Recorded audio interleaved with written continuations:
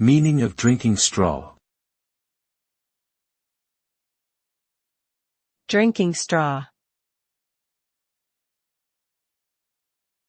Drinking straw. Drinking straw. Drinking straw. A drinking straw is a small tube typically made of plastic or paper that is used to transfer beverages from a container to a person's mouth. It is often equipped with a flexible section near one end that allows the straw to be bent for easier use.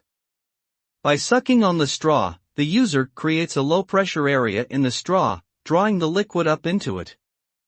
Drinking straws are commonly used for cold drinks such as soda or juice and are often disposed of after use.